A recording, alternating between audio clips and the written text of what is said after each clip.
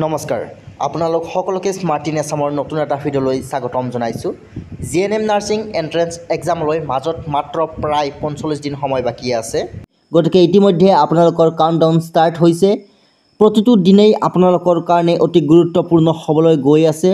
প্ৰতিটো দিনেই আপোনালোকে খুব ভালদৰে প্ৰিপাৰেশ্যন কৰিব লাগিব, তেতিয়াহে আপোনালোকৰ হয়তো নাৰ্ছ হোৱাৰ সপোন পূৰণ হ'ব। অসম চৰকাৰৰ দ্বাৰা অনুষ্ঠিত কৰা জিএনএম এণ্ট্ৰেন্স এক্সামত ভাল ফল প্ৰদৰ্শনৰ জৰিয়তে আপোনালোকে চৰকাৰী কলেজ এখনত ছিট ল'ব পাৰিব।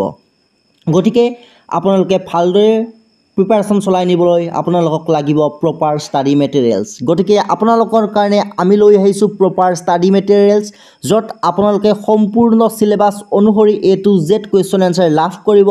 চিলেবাছ অনুসৰি গণিত, বিজ্ঞান, ইংৰাজী তিনিওটা বিষয়ৰ কুৱেশ্যন এনচাৰ আপোনালোকে এইখন PDF গাইডবুকত একেলগে লাভ কৰিব।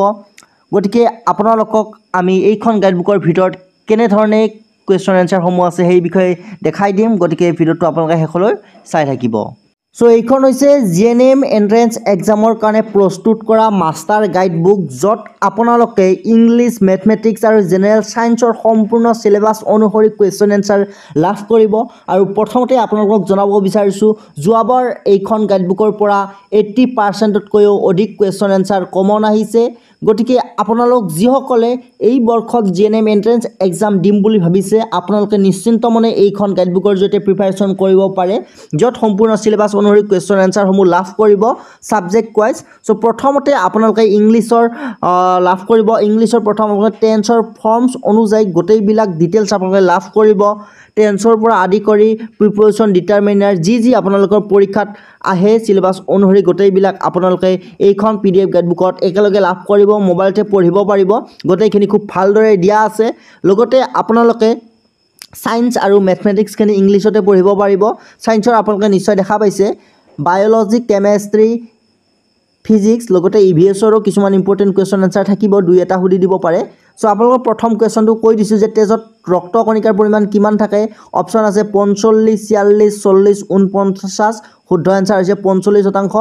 এনেদৰে আপোনালোকে গাইডবুকখনত পঢ়িব পাৰিব। আপোনালোকক খুব ভালদৰে জুম কৰি দেখুৱাই দিছোঁ। নেক্সট আপোনালোকৰ কুৱেশ্যন আছে যে কক্ষীয় চকনৰ বাবে দায়িত্বশীল কোষাণু হ'ল। অপশ্যনসমূহ দিয়া আছে আৰু শুদ্ধ এনচাৰটো তলত দিয়া আছে। ঠিক তেনেদৰে MCQ টাইপত কুৱেশ্যন এনচাৰসমূহ দিয়া আছে।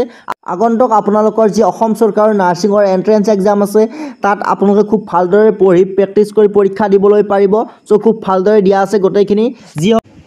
যিসকলে ভালদৰে পঢ়ি পৰীক্ষা দিম বুলি ভাবিছে, আপোনালোকে পলম কৰিব নালাগে, কিয়নো পৰীক্ষালৈ 45 দিন সময়ো এতিয়া বাকী নাই। গতিকে আপোনালোকে অতি শীঘ্ৰে এইখন গাইডবুক ডাউনলোড কৰি ল'ব পাৰে।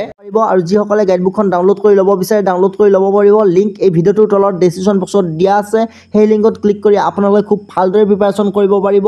মনত ৰাখিব, যোৱা বছৰ এইখন গাইডবুকৰ পৰাই যথেষ্টখিনি কুৱেশ্যন এনচাৰ কমন আহিছে। গতিকে এই বৰ্ষতো আপোনালোকে এইখন গাইডবুকৰ পৰা খুব ভালদৰে প্ৰিপাৰেশ্যন কৰি ভাল স্ক'ৰ এটা ইনক্ৰিজ কৰিব পাৰিব। গতিকে আপোনালোকে যিসকলে ডাউনলোড কৰি লোৱা নাই, ডাউনলোড কৰি ল'ব পাৰিব। লিংক এই ভিডিঅ'টোৰ তলত ডেছক্ৰিপশ্যন বক্সত দিয়া আছে। ধন্যবাদ।